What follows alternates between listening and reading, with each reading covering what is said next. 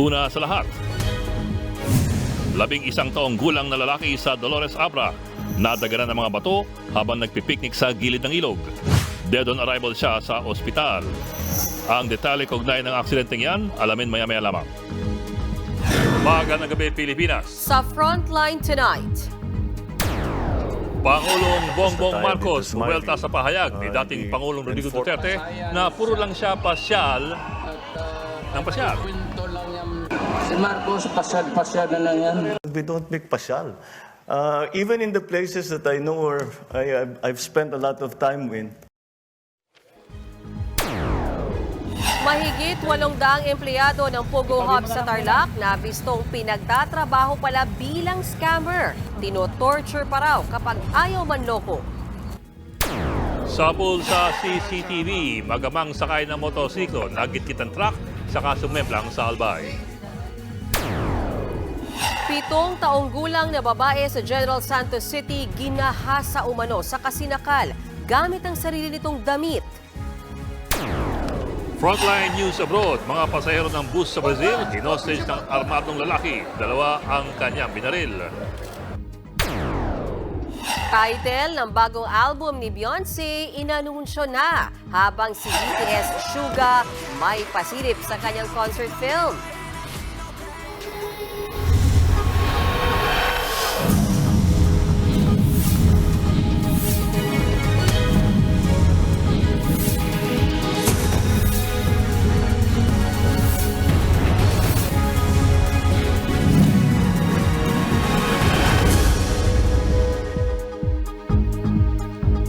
Nauwi sa trahedya ang paglalaro ng isang batang lalaking nadaganan ng bato sa Abra. Sa General Santos City naman, isang bata ang ginahasa umano sa kapinatay sa sakal.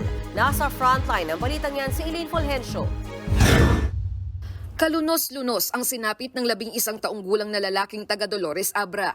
Nadaganan siya ng tetrapod o bloke ng batong ginamit sa flood protection. Nagpipiknik ang biktima kasama ang kanyang mga pinsan sa gilid ng ilog nitong Sabado. Naglalaro sila ng masagi ang ginagawang tetrapod. Ganun naman tong dalawa, akyat doon, takbo sa tuktok ng mga ito. Ayun, nagalaw yung mga tetrapod, parang nag-move siya at natumba yung iba. Ayun naman, isis na yung bata. Sobrang bigat ng tetrapod kaya hindi agad na iligtas ang biktima. Sa bandang dibdib at tiyan siya napuruhan. Naisugod pa sa ospital ang biktima pero namatay rin kalaunan. Kinausap na ng PNP at MDRRMO ang mga opisyal ng Barangay Cardona na isara muna sa publiko ang ginagawang flood control project sa gilid ng ilog. Nakasako, nakahubad at wala ng buhay. Ganyan natagpuan kaninang 7 taong gulang na bata sa madamong bahagi ng Barangay Conel sa General Santos City. Simula March 10 pa siya nawawala. Hinala ng mga pulis, posibleng ginahasa ang biktima bago pinaslang. Pinansakal sa biktima ang kanyang t-shirt hanggang sa malagutan ng hininga. Person of interest sa krimen, ang mismong tatay ng biktima at isa pa nilang kamag-anak. Napag-alamang noong 2020 ay ginahasa na rin ng padre de pamilya ang kanyang anak saka nagtago. Nagbabalita mula sa frontline, Elaine Fulgencio, News 5. Nabulabog kanina mga pasyente at doktor sa nasunog na Philippine General Hospital or PGH. Halos 200 pasyente ang naapektuhan, kabilang ang mga nagki-chemotherapy. Nasa frontline ng balitang yan si Justin Punsalang. Alas 3 ng hapon kanina, nabulabog ang buong Philippine General Hospital sa Maynila nang sumiklab ang sunog sa loob ng compound nito. Kita sa video ang usok mula sa nagliliyab na bahagi ng gusali. Ang Philippine Red Cross tumulong sa pagresponde. Nagpadala sila ng staff at volunteer para tulungan ang mga pasyente sa loob ng ospital. Ang ilang pasyenteng nakahiga sa mga hospital bed, isa-isang inilikas mula sa ward. Pinalabas din ang mga pasyenteng nakapila para sa chemotherapy sa PGH Cancer Institute. Hindi naman umabot ang apoy doon, pero kailangan nilang lumikas dahil ang katabilang nila ang nasusunog na gusali. Paglabas sa PGH atrium, makikita ang mga nakahilerang pasyente. Higit 180 ang naapektuhan ng sunog. Wala namang nasaktan. Alas 4:30 ng hapon kanina, tuluyang naapula ang apoy na nagmula raw sa likod ng Ward 1 sa Medicine Department. Inaalam pa ang sanhi ng apoy, pero dahil dito, sinuspinde ang pasok sa UP PGH Central Block pati sa Supreme Court na katapat lang nito. Sa ngayon, inilipat na sa ibang ward ang mga pasyente at doktor. Handa naman daw ang mga kalapit na ospital at tanggapin ang mga pasyente ng PGH. Hindi kaya ng fire extinguisher yan. May sumiklab ding sunog sa isang supermarket sa Barangay Ugong sa Pasig pasado alas 3 ng hapon kanina. Agad nagsilabasan ng mga empleyado. 13 fire truck ang rumesponde. Naapula naman ang apoy matapos ang halos 3 oras. Wala namang nasaktan. Iniimbestigahan pa ang mitya ng apoy. Nagbabalita mula sa frontline, Justine Punsalang, News 5. Pinapalo ng baseball bat at pinapaso ng sigarilyo. Yan ang parusa sa 800 POGO workers na hindi raw susunod sa pangi-scam. Nasagip sila sa Tarlac. Nasa frontline ng balitang yan si Gary De Leon. Don't run. Okay. Pinababa ng mga operatiba ng Presidential Anti-Organized Crime Commission o PAOCC ang mga dayuhang naabutan nilang tumatakas matapos matunog ang ire-raid ang pinagtatrabuhan nilang Pogo Hub sa Bamban, Tarlac. Pinaupo sa gilid ng kalsada ang mga nahuli. Pagkatapos niyan, itinuloy ng mga operatiba ang kanilang search and rescue operation sa Pogo Hub sa Bamban. Nag-stem kasi ito dahil dun sa pagkaka-rescue natin sa isang Vietnamese national na nakatakas dito sa Pogo Hub na ito. It appears na kaya siya tumakas ay nahihirapan siya dito magtrabaho dahil nasasaktan siya, sinasaktan siya. Sa unang gusaling ni Ray, may 800 Pogo worker agad ang nasagip. Karamihan sa kanila ay Pinoy, Chinese at Malaysian. Base sa investigasyon, legal ang mga permit ng Pogo Company pero illegal ang kanilang mga operasyon. Hindi pala kasi Pogo ang trabaho ng mga empleyado kundi pangi-scam. Gaya ng lab scam, cryptocurrency scam at romance scam. Torture umano ang inaabot ng mga empleyado na ayaw mang-scam pati yung mga hindi nakakaabot sa quota. And then nananakit na sila para ikaw ay magtanda at habulin mo yung quota. Pinapalo ng baseball bat. Yung iba pinapalo ng yantok. Yung iba may paso pa ng sigarilyo, yung iba may gulpe, tadyak, suntok. Ang unang gusaling ni raid ng mga operatiba, patikim pa lang daw dahil nasa 10 hektarya ang lawak ng naturang Pogo Company. Maraming gusali pa ang gagalugarin. Aabutin pa raw ng isa pang araw ang operasyon ng PAOCC bago nila masampahan ng kaukulang kaso ang mga Pogo operator. Nagbabalita mula sa frontline, Gary De Leon, News 5. Bumuelta si Pangulong Bongbong Marcos sa banat ni dating Pangulong Rodrigo Duterte na puro pa siya lamang daw ang kanyang inaatupag. Napag-usapan din ang drug war at live mula sa Berlin, Germany. Nasa frontline balita niya si Maricel Halili. Mase, anong sinabi ni PBBM tungkol sa pagtugon sa iligal na droga sa bansa?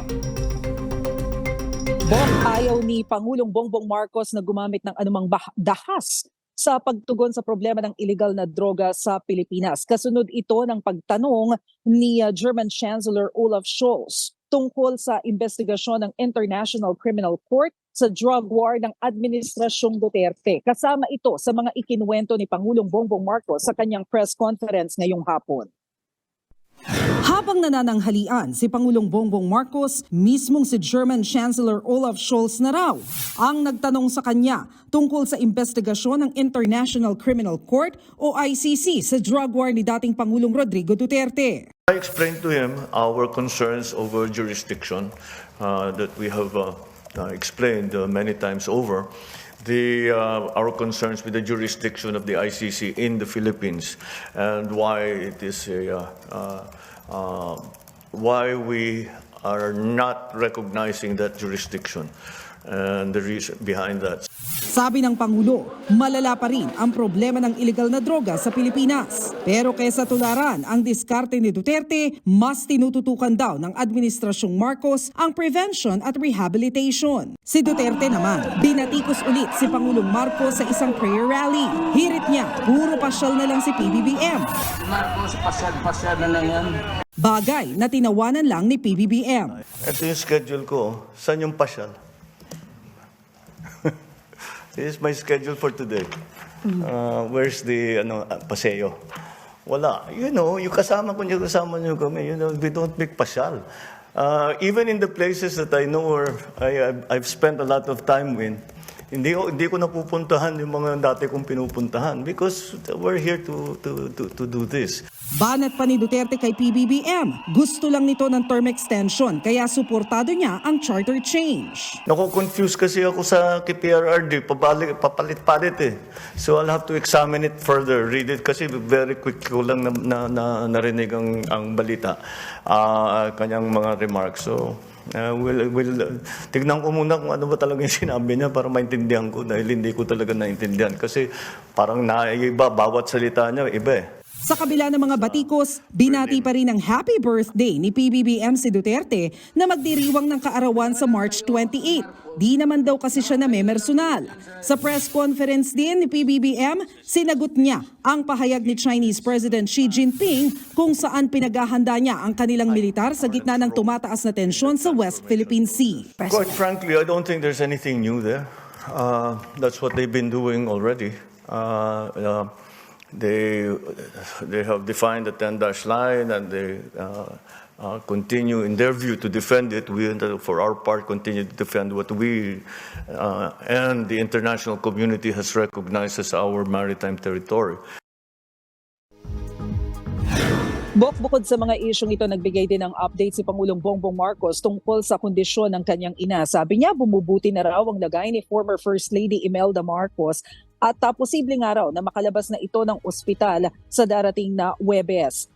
Sinabi rin at kinumpirma rin ni Pangulong Bongbong Marcos na bibisita nga sa Pilipinas si US Secretary of State sa susunod na linggo at posibleng makaharap nga ito ng Pangulo. Samantala, maya-maya lamang ay inaasahan ng lilipad patungo sa Prague, Czech Republic, si Pangulong Bongbong Marcos para naman sa state visit niya roon kung saan mananatili siya hanggang sa Biyernes, March 15. Bok? Maraming salamat, Maricel Halili. Pinalagan din ng mga mambabatas ang pambabatikos ni dating Pangulong Duterte sa charter change. Bakit din daw namumulitika ang dating Pangulo sa isang prayer rally? Nasa frontline na balitang yan si Maren Enriquez. Sa prayer rally sa Maynila kagabi, napamura si dating Pangulong Rodrigo Duterte tungkol sa charter change. Basta panahon ng Marcos, napakialaman talaga yung konstitusyon. At kayong pumayag na ganon. Kababoyan yan. Hindi raw siya basta-basta naniniwalang economic provisions lang ng saligang batas ang gagalawin ng mga mambabatas. Baka raw pakialaman din ang term limits. Agad naman niyang kinontra ng mga kongresista. It's very clear, it's in black and white that we're only dealing specifically with the economic provisions. Bumanat din sila kay Digong saan nila'y pamumulitika sa prayer rally kagabi. The personalities who are there should be the personalities who are first and foremost na dapat nandyan na tutulong sa gobyerno para ayusin yung mga problema natin. Hindi yung dadagdagan pa yung mga political tension. Imbes na makatulong, nakasasama pa raw sa ekonomiya ng bansa ang paninira ni Duterte sa kasalukuyang administrasyon. Natataboy daw nito ang mga investor na sila pa namang kinukumbinsi kaya inaamyendahan ang konstitusyon. Lumusot na rin kanina sa ikalawang pagbasa ng Kamara ang economic tsa-tsa. Inaasahang sa susunod na linggo, ipapasa na ng Kamara sa ikatlo't huling pagbasa ang Resolution of Both Houses No. 7 o ang Economic Tsa-Tsa bago mag-Holy Week break ang Kongreso. Umaasa pa rin ang liderato ng Kamara na maipapasa pa rin ng Senado ang kanilang bersyon o RBH 6 kahit pa may ilang mga senador nang nagpahayag ng pagtutol dito. Nagbabalita mula sa Frontline, Marian Enriquez, News 5. Tumatakbo na ang 48 oras sa taning kay Pastor Apollo Kibuloy para sagutin ang show cause order ng Senado at kung bakit hindi siya dapat ipaaresto. Kaugnay pa rin yan ang pangi-istab niya sa mga pagdinig tungkol sa umunoy pang-aabuso ng pastor. Narito ang aking report. Siya yung pinakawalang respeto sa nakita ko pa sa tanang buhay kong nagtrabaho dito sa Senado. He's actually dug his own grave, sabi ko nga. Kung sana nagpakita na siya sa unang mga imbitasyon pa lamang namin, hindi na kailangang umabot sa ganito. Gigilda si Senator Risa Hontiveros kay Kingdom of Jesus Christ Pastor Apollo Kibuloy dahil sa patuloy na pang-iistab ng pastor sa mga pagdinig ng Senado kaugnay ng mga umano'y pang-aabuso. Napakarami ng matataas na opisyal ng church at state ay humarap na sa komite. Kaya bakit nag-i-insist si Quiboloy na wala siyang obligasyong humarap? No? Sino ba siya para sabihin iyon? At kailangan umabot pa sa ganitong punto na may show cause order pa. Ngayong araw, kinumpirma naman ng abogado ni Quiboloy na natanggap na nila ang show cause order ng Senado pasado alas 11 kaninang umaga. Yan ay para pagpaliwanagin ang pastor kung bakit hindi siya dapat arestuhin ng Senado. Bukod sa address ni Quiboloy sa Davao City, ipinadala rin ito sa opisina ng kanilang legal counsel sa Makati. To my mind, pag na-receive ko na yun, okay na yun. No? So as the counsel on record, tatakbo na yung 48 hours. We are deliberating still, no? But definitely we will comply with the show cause order. Kagabi, bumuhos ang suporta para kay Quiboloy sa ginawang prayer rally sa Maynila. Bukod kina dating Pangulong Rodrigo Duterte at anak niyang si Vice President Sara Duterte, naroon din ang mga senador na sina Robin Padilla, Bongo at Bato de la Rosa. Sa isang panayam, iginiit ni De La Rosa na naging totoong kaibigan sa kanya si Quiboloy, kaya nakiisa siya sa rally. Tama yun, bilang kaibigan din ni Pastor Quiboloy. Hindi naman natin sinasabi na wala siyang kasalanan sa mga akusasyon na pinaparatang sa kanya. Bahala ng korte dyan. Kung yan ay tatakbo ang kaso, let the court decide. Nandun lang kami para ipakita ng suporta sa kanya bilang kaibigan.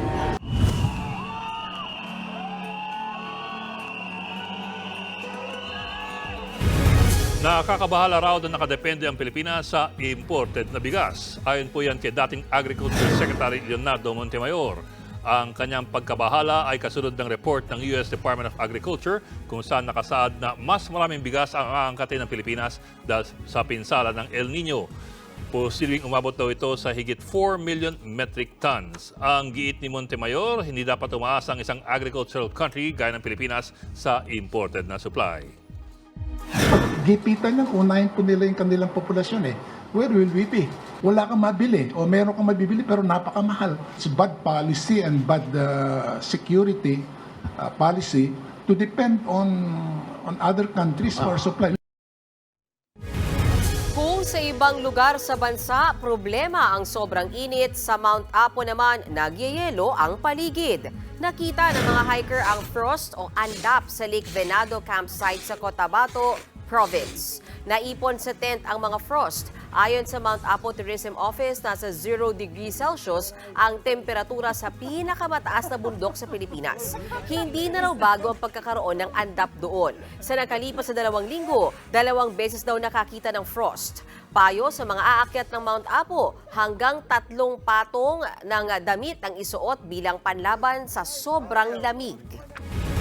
Susunod sa Pulsa CCTV, truck na git-git ang motorsiklo.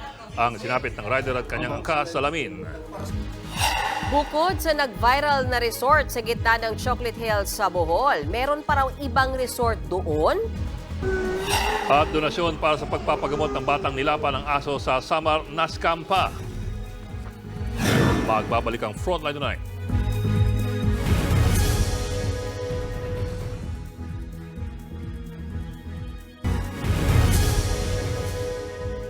Nabundol ng motorsiklo ang isang pedestrian na lasing sa Cebu. Habang sa Albay naman, sugatan ng mag-ama matapos masagi ng truck ang kanilang sinasakyan na motor.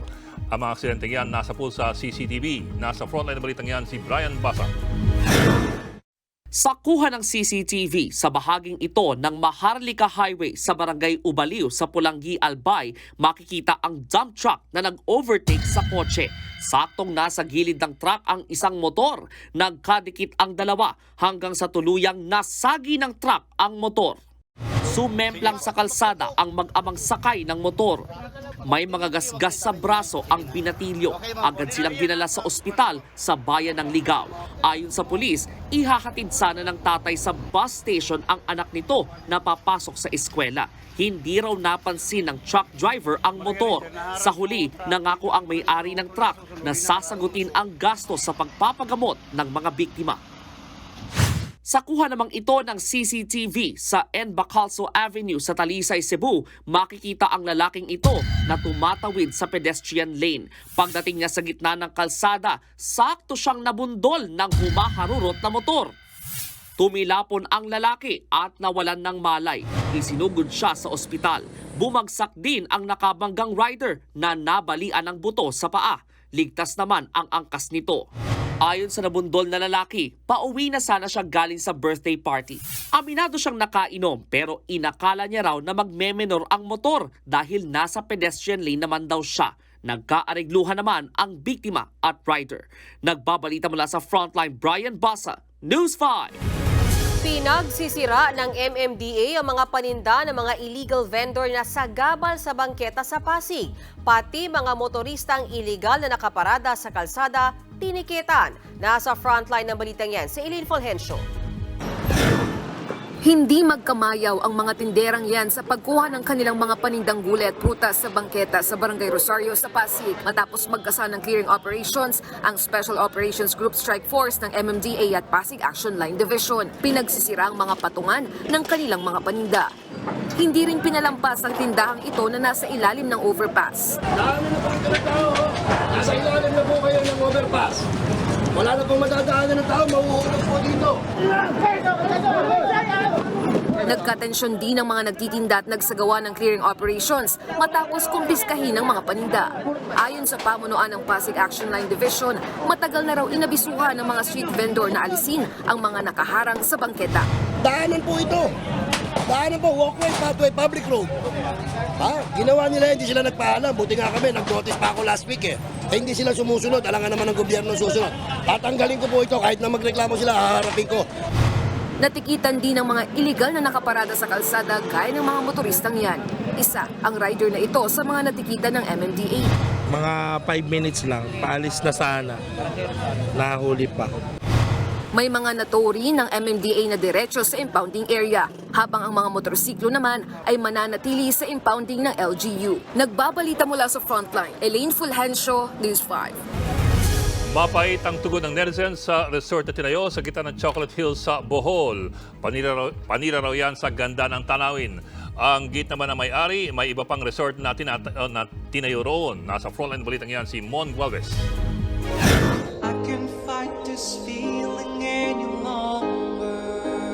Agaw pansin ngayon sa marami ang resort na ito na itinayo sa gitna ng Chocolate Hills sa bayan ng Sagbayan, Bohol. Sa unang tingin, hahanga ka sa ganda nitong The Captain's Peak Garden and Resort. Meron silang malaki at pambatang swimming pool na may kasama pang slides. May cottages at kwarto rin para na mas mga gusto mag-overnight. Pero maraming netizens ang hindi natuwa rito. Para sa ilan, sinisira ng resort ang kalikasan. Kaya tanong nila, bakit ito pinayagan? Ang artistang si Paul Cedric Juan nangangambang baka raw gamitin din ng ibang Chocolate Hills para sa parehong layunin. Sabi naman ng Bohol Provincial Government, aprobado ng Department of Environment and Natural Resources ang pagpapatayo ng resort. Lalo't titulado o isa raw private property ang pinagtayuan nito. Pero may limitasyon pa rin dyan. Doon po sa approval nila, there were conditions set, no, such as pwede silang mag-construct or mag-develop within 20% from the baseline of the hill. Nakasaad ang mga kondisyong yan sa Presidential Proclamation No. 1037 noong 1997 na nagdedeklara sa Chocolate Hills bilang protected landscape. Pero pagilinaw ng DENR, kung nagkatitulo ang lupa bago nabuo ang nasabing proclamation, dapat pa rin kilalanin ang karapatan ng may-ari ng lupa. Yun nga lang, dahil protected area ang lugar, kailangan pa rin sundin ang ilang limitasyon para mapangalagaan ang naturang atraksyon. Bukod dyan, kinumpirma ng Bohol Provincial Government na wala pang Environmental Compliance Certificate o ECC ang resort, bagay na kinumpirma ng DENR at ng mismong namamahala sa resort. Katunayan, pinasasar na pala ito pansamantala ng ahensya nito pang nakaraang taon ng Setyembre dahil wala pa nga itong ECC. Pero kung September 2023 pa pala inisyu ang temporary closure, makikitang idinaos pa ang swimming competition ng Bohol Provincial Meet sa nasabing resort nitong Pebrero base sa mga post na nahalungkat ng netizens. Sa pahayag naman ng Department of Tourism, sinabi nilang hindi accredited tourism establishment ang The Captain's Peak Resort sa Chocolate Hills. August 2023 pa raw sila nakikipag-ugnayan sa resort para sa accreditation. Sa ngayon, iniutos na ng Provincial Environment and Natural Resources Office ng Bohol na inspeksyonin ang mga requirement ng resort. Naghain na rin si Senate Committee on Tourism Chairman Senator Nancy Binay ng resolusyon sa Senado para magkaroon ng investigasyon dito. Nakikiusap naman ng pamunuan ng nasabing resort na bigyan sila ng konsiderasyon. Close po nila na willing po kami mag-comply, willing po kami magbigay ng penalty. Nandito pa po kami. Kasi wala po kami yung mga tauhan po namin na nagtrabaho, wala po kami pang sahod. Dagdag pa nila, hindi lang naman ang resort nila nakatayo sa Chocolate Hills. Meron pang mas malala pa po dito, sir. I will not mention the resort, pero kung gusto niyo po kayo na mag-iimbestiga. Nagbabalita mula sa Frontline, Mon Gualvez, News 5.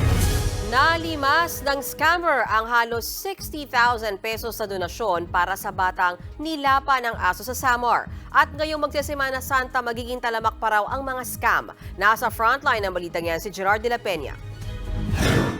Dumulog na sa PNP ang guro na nanguna sa FundMe para sa 2 taong gulang na babaeng aso sa Calbiga, Samar.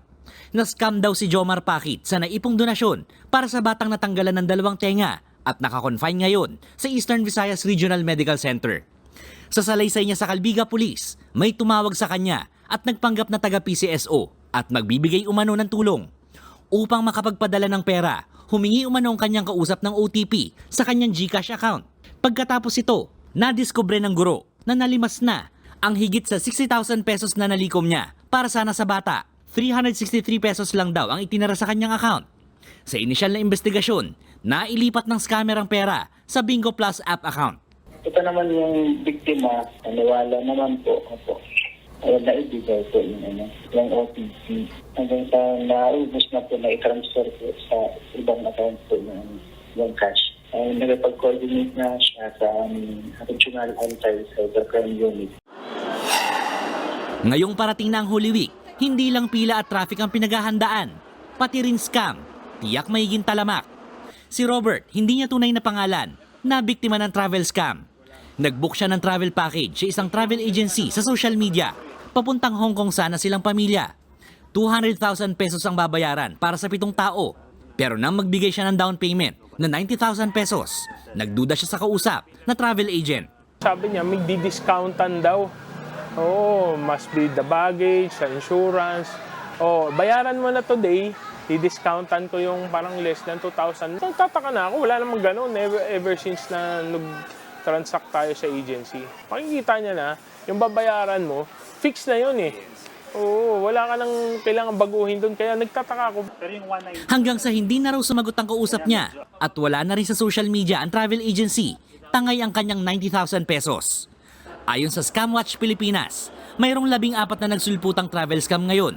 Kabilang dyan ang pag-aalok ng peking accommodation sa mga hotel, murang travel deals at umano'y libreng bakasyon. Isa lang yung layunin nila, to deceive us of our hard-earned money. Kukunin na yun pati yung information. Mas lalala pa raw habang papalapit ang Semana Santa. If we will follow the last holiday seasons, sa early days before the holiday itself, there is a potential increase. And then during the holiday itself, magda-die down. Payo ng mga eksperto, huwag basta-basta maniniwala sa mga nag-aalok ng mura o libreng hotel accommodation, pati na rin sa murang pasahe sa eroplano o tour packages. Lagi raw siguruhing lehitimong travel agency ang kausap na accredited ng Department of Tourism. Nagbabalita mula sa Frontline, Gerard de la Peña, News 5.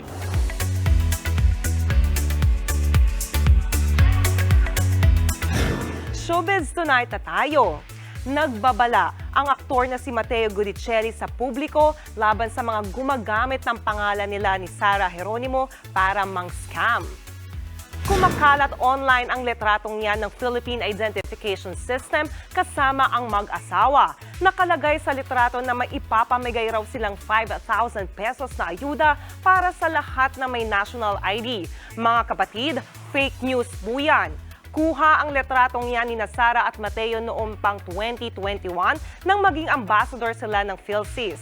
Wala rin silang ipinamimigay na pera o ayuda para sa mga may national ID. Shinare na naman ni Mateo sa X ang viral photo at nagbabalang big scam ito. na-diagnose ng osteoarthritis si megastar Sharon Cuneta. Ibinunyag niya yan sa isa niyang panayam kahapon.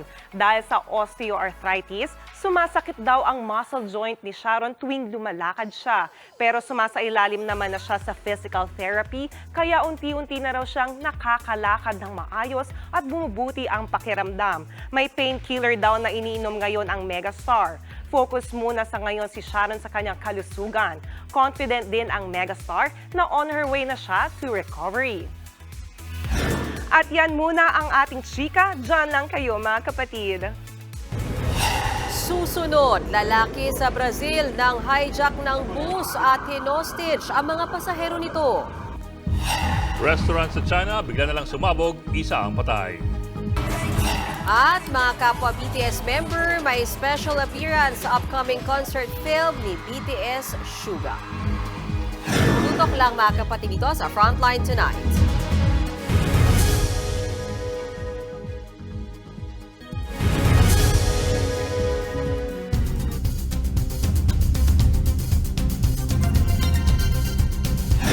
Sa pool sa dashcam ang pagsabog sa isang restaurant sa China. Isa ang namatay habang higit 20 ang sugatan.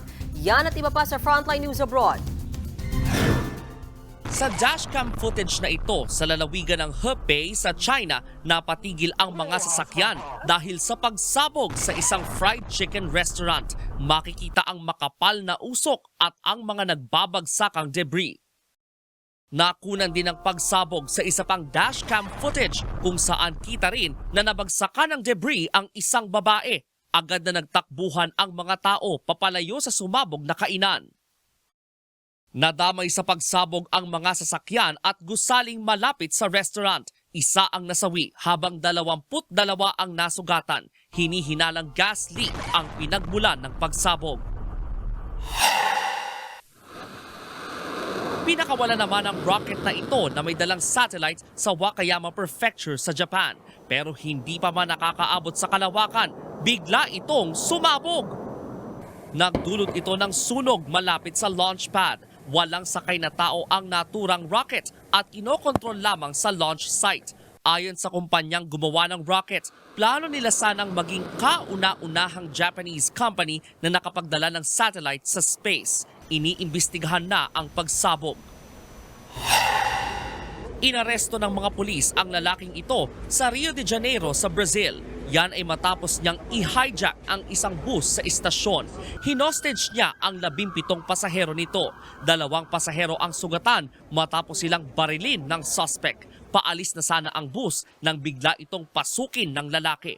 3 oras siyang nang hostage sa bus bago siya sumuko sa mga pulis. Nakalaya naman ang lahat ng mga hostage. Wala pang malinaw na motibo sa nangyari. Ayon sa mga otoridad, mas dumami ang mga insidente ng pagnanakaw at pangha-hijack sa mga bus sa lungsod ngayong taon. Pansamantalang ipinasuspinde ang operasyon ng bus station kasunod ng pangho-hostage. Nagbabalita mula sa Frontline, Brian Basa, News 5. Nagsanib puwersa ang mga bumbero at veterinarian sa California sa Amerika para sagipin ang isang kabayong nahulog at na-trap sa isang kanal. Tulong-tulong sila para maiangat ang 10 taong gulang na kabayong si Nala. Gumamit na ng lubid at pulley ang mga rescuer para maiahon si Nala. Kailangan ding sirain ang bakal na bakod. Tinurukan siya ng pampakalma para mas mapadali ang pagre-rescue hanggang sa tuloy na siyang naiangat. Ligtas naman si Nala. Abangan, panghihipo ng mambabatok na si Apo Wang Od kay Piolo Pascual Binaticos.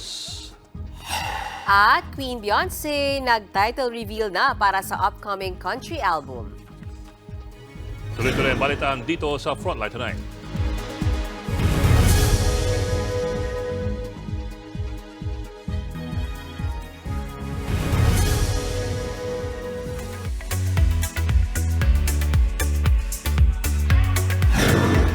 Hot topic ngayon, ang panghihipo ng mambabatok na si Apo Wang Od sa aktor na si Piolo Pascual.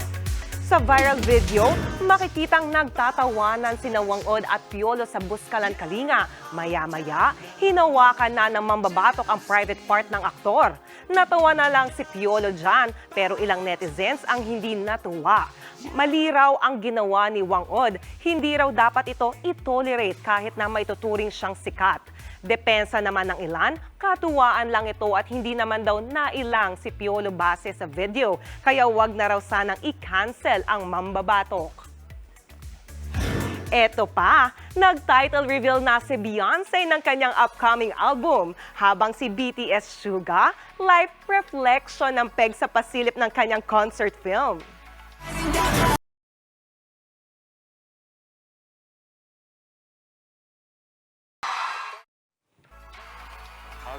Yan ang main trailer ng D-Day, the movie ni Suga. Tampok sa palabas ang ilang performances niya sa nasabing concert. Bukod dyan, ikukwento rin ni Suga ang mga pinagdaanan niya as a K-pop idol. Kasama rin sa concert film ang co-members niyang sina RM, Jimin at Jungkook. Sa April 10 na yan ipapalabas sa mga sinihan dito sa bansa. And this is it, Bayhive. Tatawaging Cowboy Carter ang Renaissance Act 3 album ni Beyonce. Inanunsyo niya yan sa kanyang website. Kabilang sa nasabing country album ang mga kantang Texas Hold'em at 16 Carriages na una nang inilabas ni Beyonce. Sa March 29 naman i-release ang album. At yan ang latest and hottest sa showbiz tonight. Ako si Jania Lipon. Happy Wednesday mga kapatid!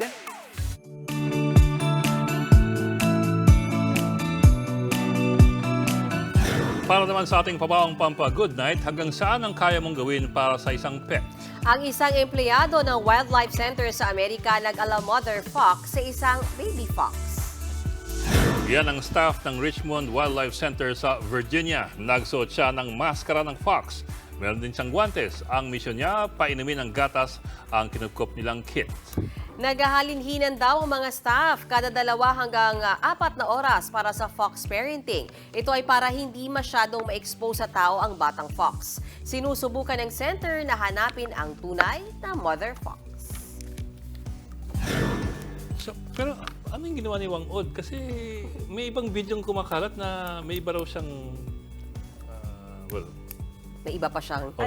May ibang... This is not the first time.